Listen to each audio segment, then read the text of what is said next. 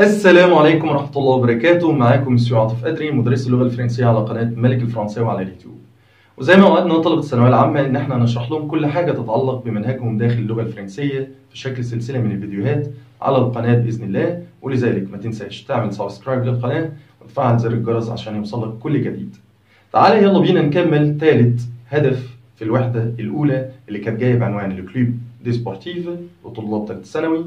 ونقول بينا مين ثالث هدف بعد ما خدنا كيفية التعبير عن الرياضة وبعد ما أخدنا كيفية السؤال عن الرياضة. هناخد النهاردة حاجة اسمها لا فراز امبيراتيف.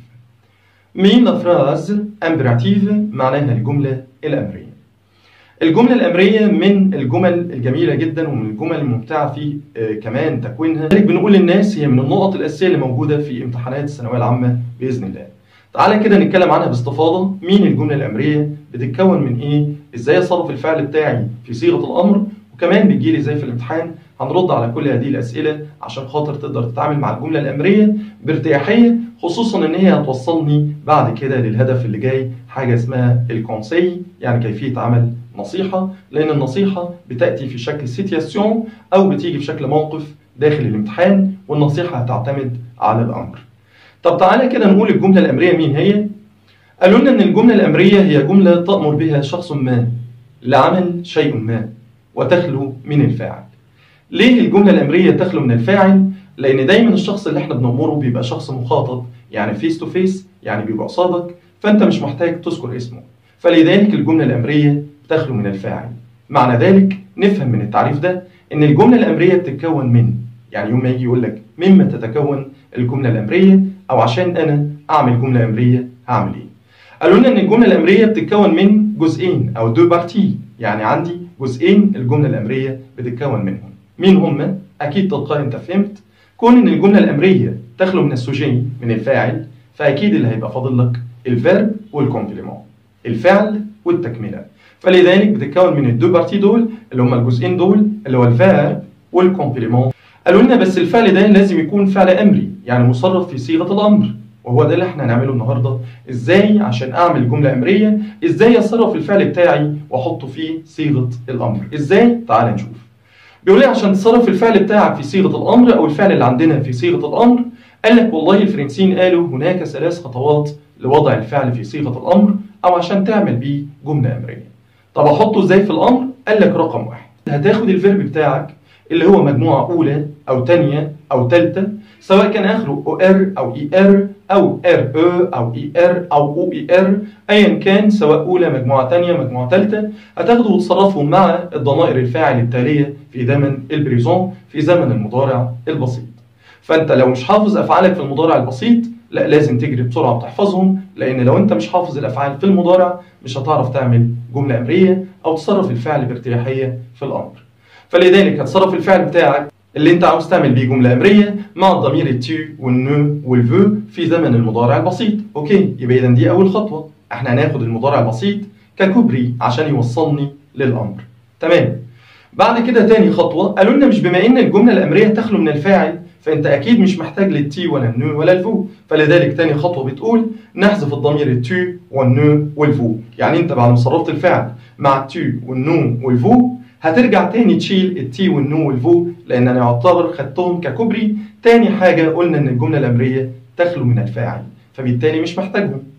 بعد كده قال لك خلاص تالت خطوة يبقى لنا الفعل في صيغة الأمر، خده واعمل بيه الجملة اللي انت عاوزها. يعني هات جنب منه كومبليمون وخلاص أصبحت جملة أمرية. إيه ده؟ هو تكوين الفعل في الأمر بالسهولة دي؟ بس في ملحوظة بسيطة قالوها الفرنسيين، ولكن إذا كان الفيرب اللي أنت بتصرفه أو هتحطه في صيغة الأمر مجموعة أولى، يعني آخره OR أو برومي جروب، قال لك أو كان مجموعة ثالثة تروازيام جروب وكمان ينتهي بالLL ER أو بالRER، يعني التي تعامل عند التصريف كأولى.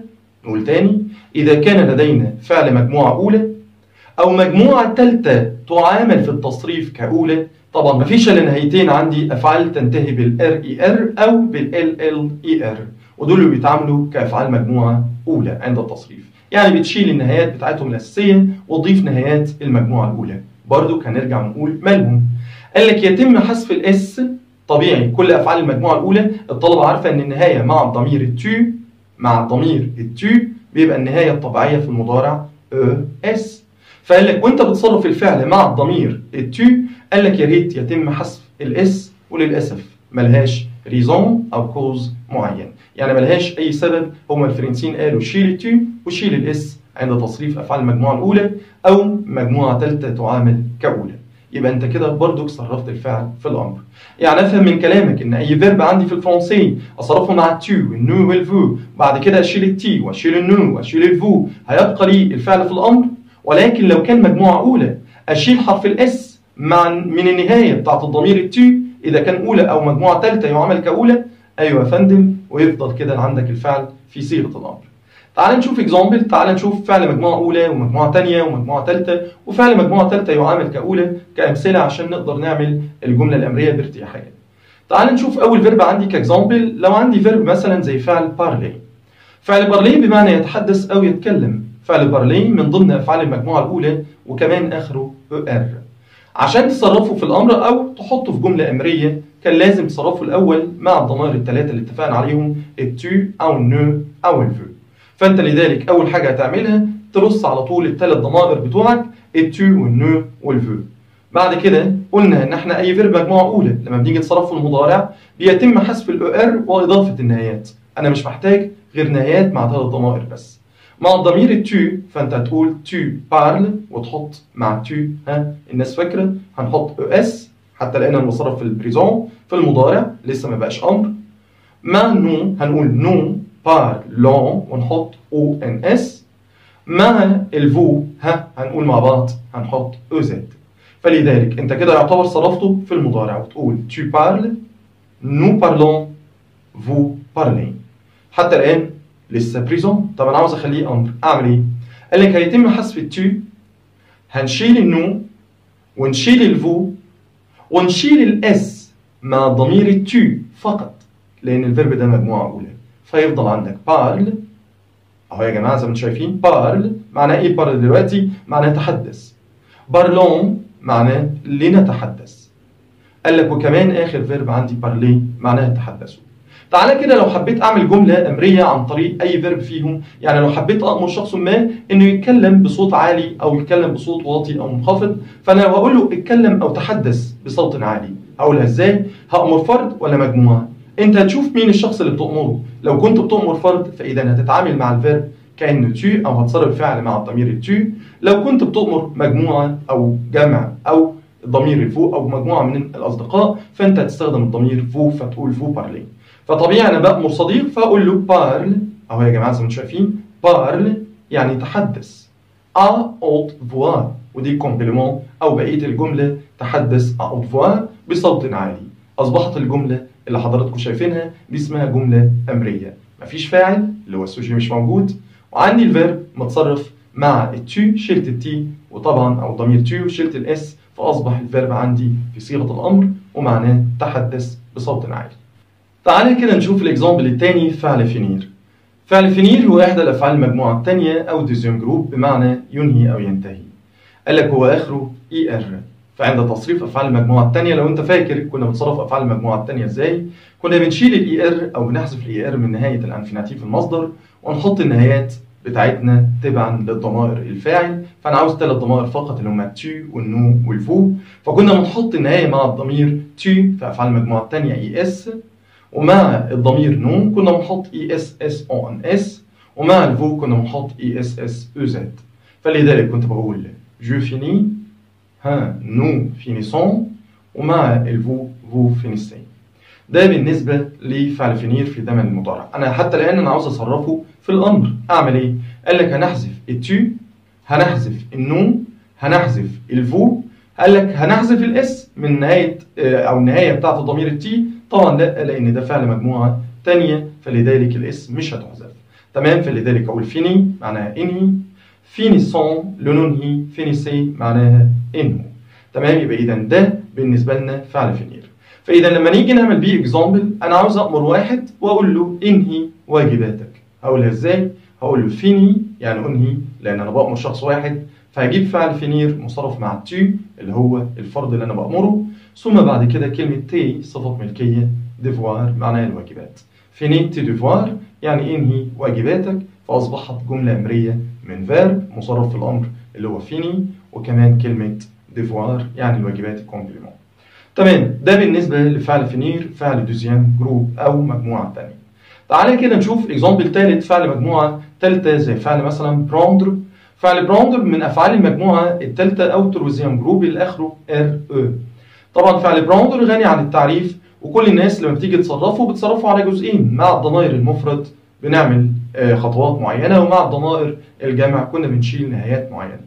فمع الضمائر المفرد كنا بنشيل اخر حرفين اللي هما الار او ونحط اس، وطبعا مع الاي والال ما كناش بنحط حاجه. فاذا انا محتاج الضمير او الفعل بتاعي مع الضمير التي فقط. فافعال المجموعه الثالثه غالبا مع جو التي بتبقى اخرها اس، فلذلك مع تي هتبقى تي برون يعني انت تاخذ او تتناول، فعل براندر. قال لك ومع النون كنا بنشيل اخر 3 حروف وبنحط النهايه الطبيعيه اللي هي الاو ان اس، فلذلك هتقول نو برينون. قال لك ومع الفو فانت هتشيل اخر 3 حروف وتحط او زد، فانت هتقول فو بروني، وتقول تي برون، نو برينون، فو بروني.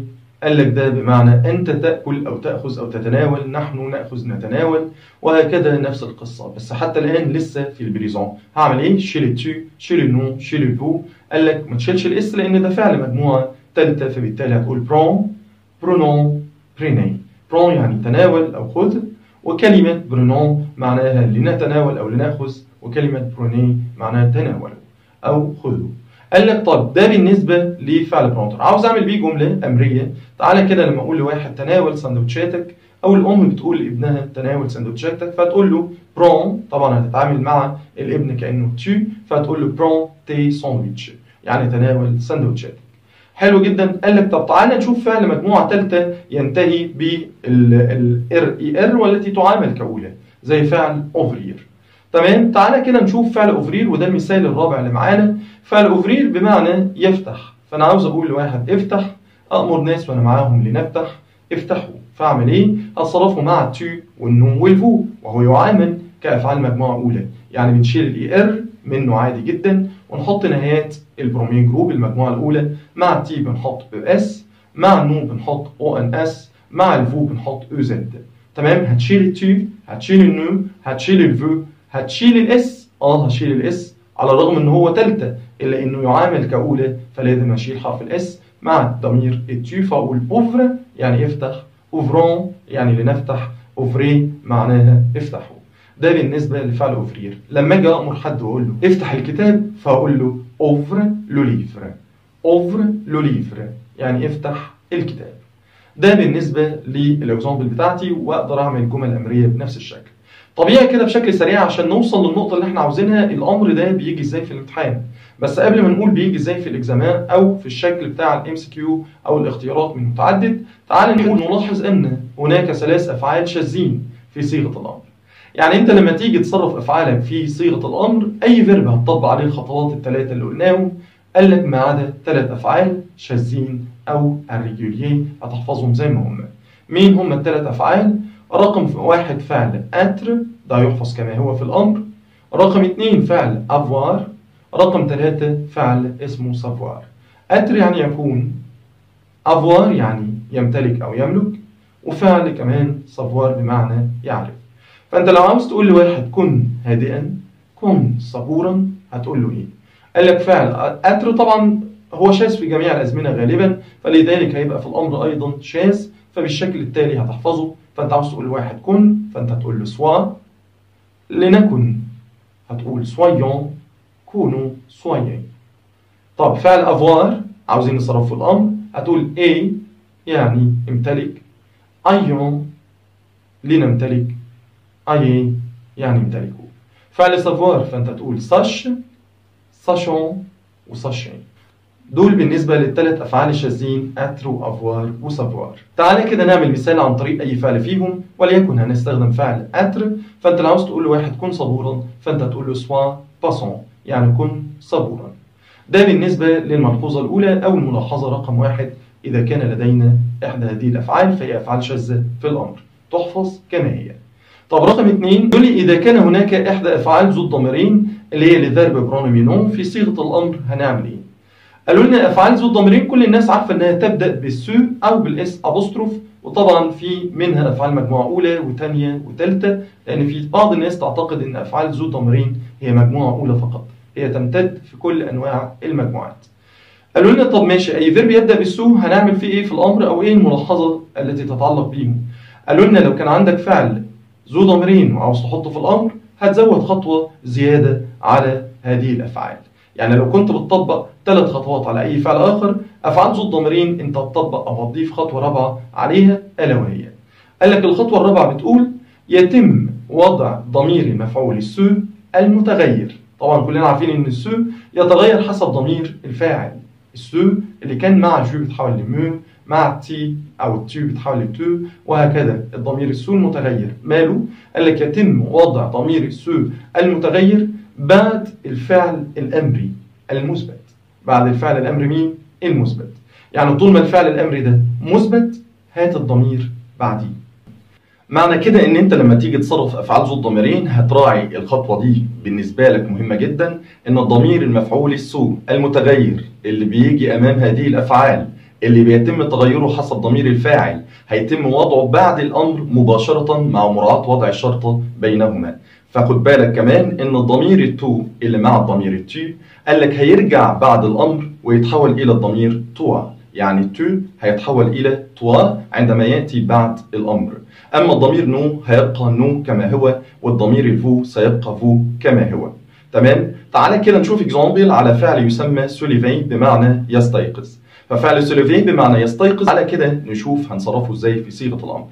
أول حاجة هنطبق عليه 3 خطوات الأساسيين بتوعنا، وهنضيف الخطوة الرابعة اللي قلناها، ودي شيء مهم جدا بالنسبة لنا. فلذلك هتصرفوا مع تو والنو والفو. طبيعي السو مع تو بيتحول إلى تو، والسو مع النو بيتحول إلى نو، والسو مع الفو بيتحول إلى فو. وطبيعي الفيرب بيتصرفوا عادي طبقا للقاعدة بحذف الأو ار وإضافة النهايات اللي هي مع التو او اس، ومع النو اون اس، ومع الفو او زد.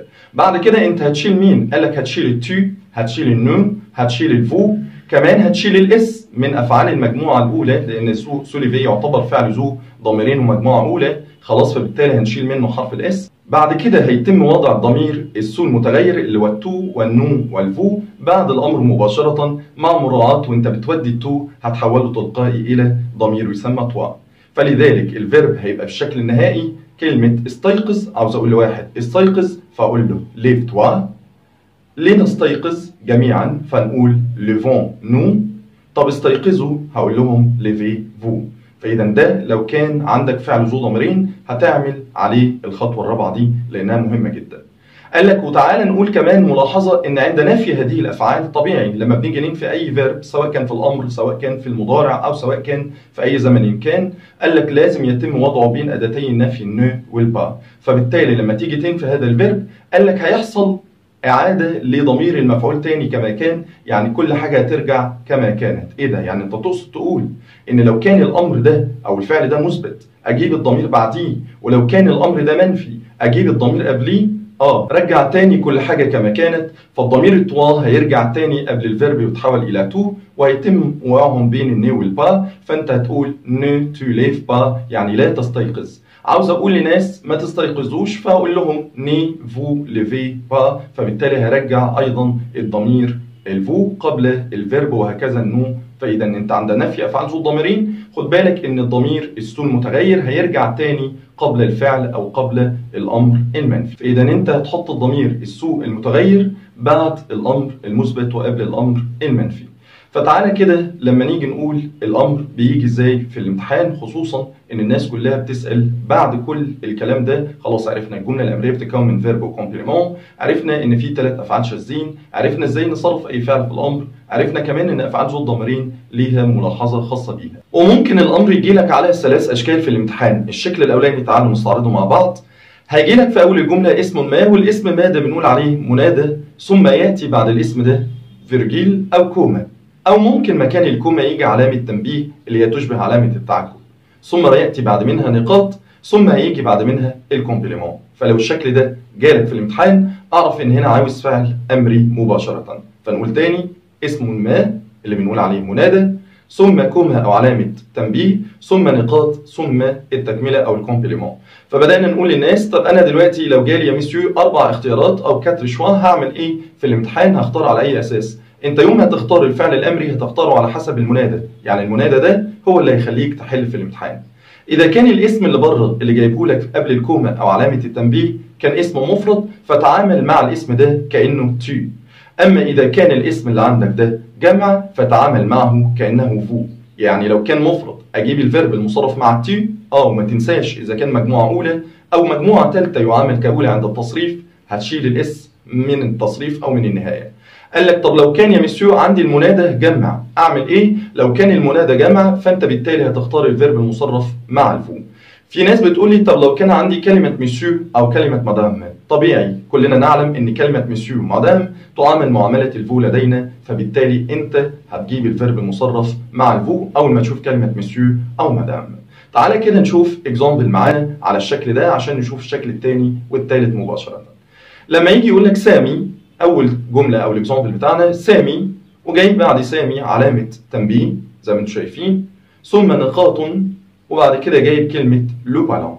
سامي نقط لو بالون.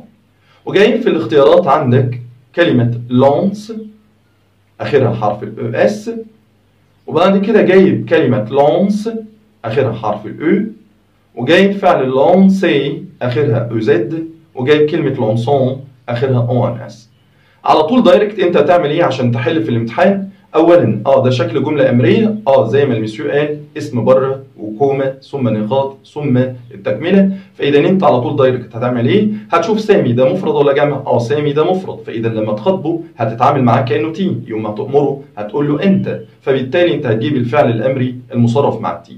بص على الاختيارات لقيتهم افعال مجموعه اولى، ما تنساش لازم الاس تحذف مع الضمير التي، فبالتالي مش هينفع تختار لونسون الاخيره لان اخرها او ان اس وسامي يعامل كانه تي، ومش هينفع تختار الثالثه ايضا لونسي اللي اخرها او زد لان برضك سامي يعامل كانه تي. ففضل عندك الاختيار الاولاني والثاني، لونس الاول اخره او اس ولونس الثاني اخره حرف الاو، فبالتالي انت الاس لازم تحذف، فبالتالي هيبقى اختيارك الاختيار الثاني اللي هو لونس لو بالون. سامي القي الكره. وده الشكل الاولاني للامر في الامتحان. تعال نشوف الاكزامبل الثاني. بيقول مسيو يعني يا سيدي، جاي كوما ثم نقاط ثم كلمه دو سبور، يعني بيقول له يا سيدي ايه رياضه. تعال نشوف الاختيارات بتاعتنا. جايب اول اختيار فعل في، ثاني اختيار فات، ثالث اختيار فيزون، رابع اختيار فون. فهو جايب لك 4 اختيارات، الاولاني مصرف مع الضمير تو، الثاني مصرف مع الضمير الفو، الثالث مصرف مع النون،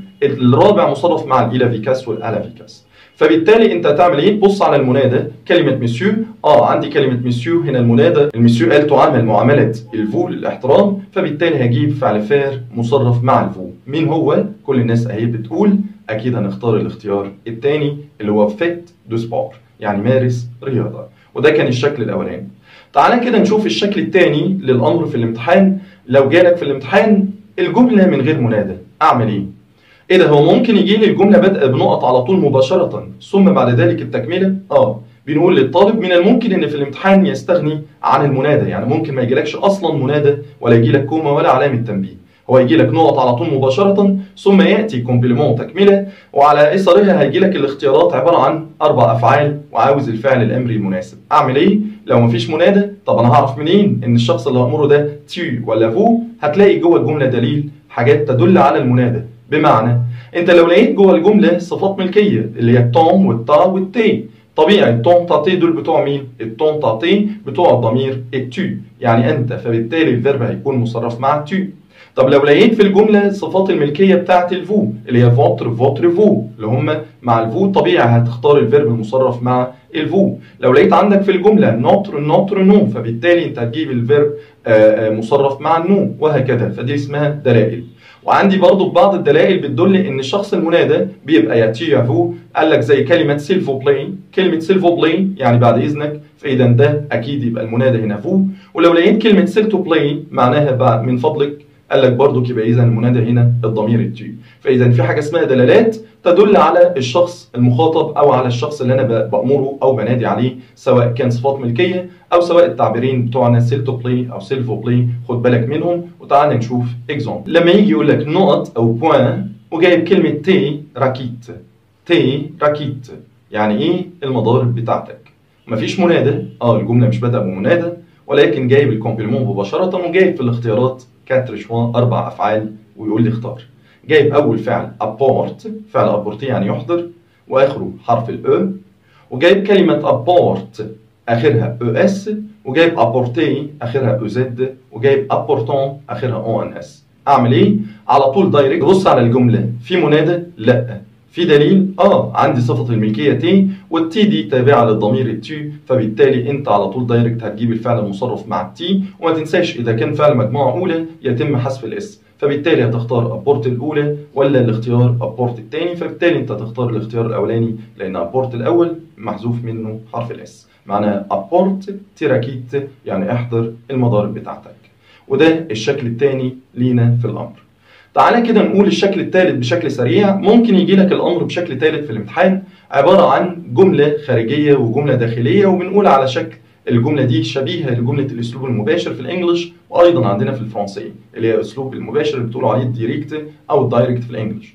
وطبيعي بيجي لك جمله بره اسمها جمله فعل القول، اللي هي فلان يامر فلان او فلان يطلب من فلان، فانت بالتالي هتختار على حسب الطرف الثاني. ثم هيجي لك بعد ذلك نقطتين فوق بعض او دو بوان، ثم علامات التنصيص او البارانتيز، فانت هيجي لك بعد علامات التنصيص نقط ثم التكمله. فانت اول ما تشوف الشكل ده عندك جمله بره نقطتين اقواس، وفي جمله داخليه وفيها نقاط، اعرف ان هنا عاوز فعل امري بشكل سريع. اعمل ايه؟ هتبص على الطرف الثاني، شوف مين الشخص المأمور. يعني لما نقول مثلا على سبيل المثال احمد يأمر اخيه، فبالتالي اخيه سيعامل معامله التو. طب لو قلت احمد يأمر اصدقائه او بيقول لاصدقائه او بيطلب من اصدقائه، فبالتالي انت هتتعامل مع الفعل كانه فو. فاذا انت هتاخد الطرف الثاني مش الطرف الاولاني. الشخص المأمور هو اللي هتبص له، اللي هو الطرف الثاني، سواء تو او يا اما فو، فعلى اساسه تختار الفيرب. تعالى كده نشوف اكزامبل مع بعض. لا مير ديموند ا سون فيس، نقطتين فوق بعض والاقواس، وجايب النو ونقط وبا، وبعد كده جايب كلمه دون لا ري يعني في الشارع. فالام بتقول لابنها انا عندي هنا الشخص المأمور، الام هي الامر والابن هو الشخص المأمور، فبالتالي لما الام هتتعامل مع الابن هتتعامل معاه كانه تي، فبالتالي انت هتجيب الفعل الامري المصرف مع الضمير التي اللي هو جاي في الاختيارات مين؟ هتقول له جو، جايب فعل جوي ومضاف له او اس، وجايب جو ومضاف له اخره او اخر الفيرب حرف الاو، وجايب كلمه جوون اخرها او ان اس، وجايب كلمه جوي اخرها او زد. فبالتالي الابن كانه تي، والفعل ده مجموعه اولى، فبالتالي هتحذف التي وتحذف الاس، فبالتالي هيفضل لك كلمه جو اللي هو الاختيار الثاني. تمام؟ فاذا ده كان شكل الامر في الامتحان، ويا ريت الناس تهتم بالجمله الامريه لان متوقع وجودها في الامتحان السنه ان شاء الله، والجمله الامريه من ابسط الحاجات اللي لازم تتعامل معاها. شكرا، اشوفكم في الهدف اللي جاي في نفس الوحده. اونيتي